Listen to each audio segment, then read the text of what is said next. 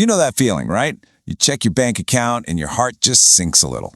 Well, most financial advice points you towards this huge, far-off goal like $1 million. But what if the real game changer, the first major hurdle, is a number you can actually get your head around?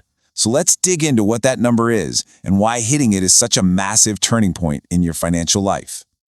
If you've ever tried to save money when you're starting from absolute zero, you know exactly what this feels like. It's like you're trying to push this giant, heavy boulder up a super steep hill. It's all sweat and effort, and you feel like you're barely moving an inch. It feels impossible. But I'm telling you, there is a point where that all changes.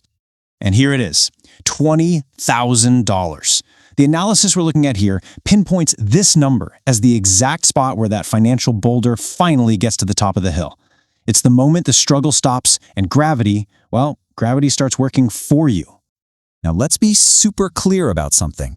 Hitting 20 grand isn't about being rich, not at all. It's about crossing this invisible barrier.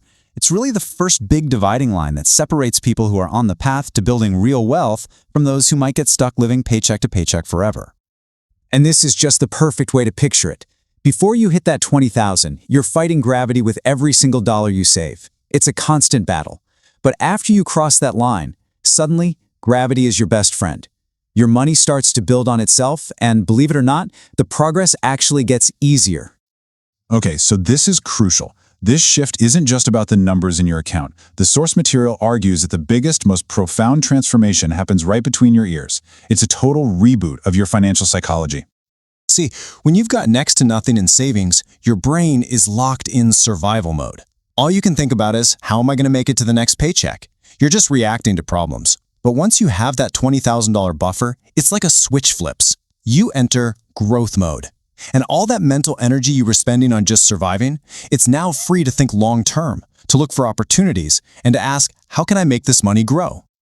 And this isn't just some fluffy, feel-good idea. There's real data on this. Research from Vanguard found something absolutely fascinating. Just getting $2,000 saved up gives your financial well-being a massive 21% boost. Pushing that up to around $20,000 adds another 13%.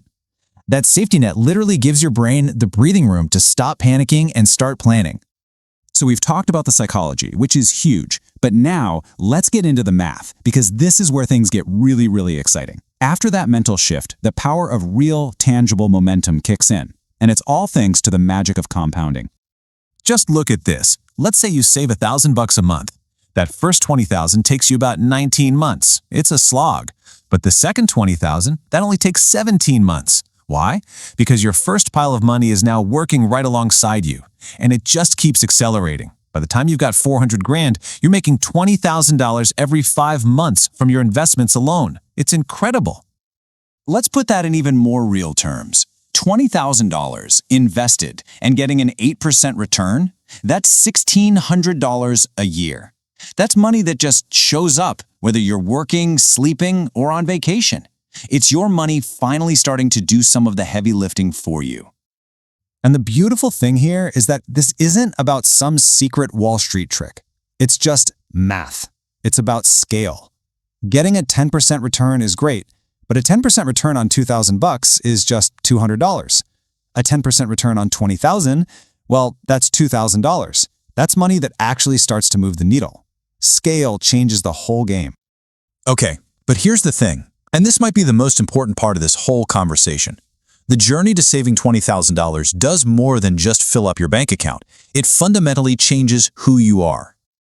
Seriously, think about what it takes to do that. You had to learn to track where your money goes. You had to learn to tell that impulse buy, nope, not today. You proved to yourself that you can delay gratification and that you are in control of your money, not the other way around. That's not just a skill set, that's a whole new identity. So, you take this new, powerful identity, you combine it with that real financial buffer, and you get something incredibly valuable. It completely rewrites your relationship with your job. It shifts the entire balance of power in your career because you're no longer trapped. It gives you the ultimate career superpower, walking away money. That's the freedom of knowing deep down that you could walk away from your job tomorrow and be totally fine for months while you figure out your next move. And this superpower is a complete game changer at work. Suddenly, you're negotiating from a position of strength, not desperation. You can ask for the raise you actually deserve. You can push back on crazy demands. You become more confident, more assertive, and you start attracting better opportunities because you're not afraid to walk away. But, and this is a big but, with this new financial power comes a new kind of danger. Because right at this amazing milestone, there's a huge trap, a mistake that so many people make that can undo all of their incredible hard work. And that trap is all about failing to understand this one simple idea: opportunity cost. All it means is that every dollar you spend on one thing is a dollar you can't use for something else. And once you have a real nest egg, this concept becomes 10 times more powerful. Before, when you looked at a big purchase, the only question was, can I afford the monthly payment? But after, your brain is rewired.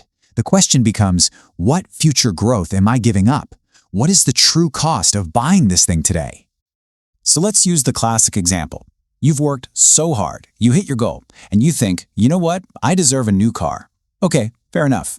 The average one costs about $30,000.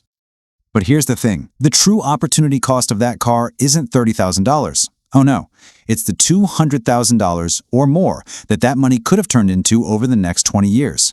That's what you're really trading for, that new car smell. So please hear this. That first $20,000 isn't a prize to go spend. It's not a finish line. It is the seed. It's the tiny acorn that grows into your giant oak tree of financial freedom. You have to protect it and let it grow. So in the end, it really comes down to this choice, doesn't it? A new car feels great today. Absolutely. But what does real freedom feel like? Not just for a day, but forever. That's the real question.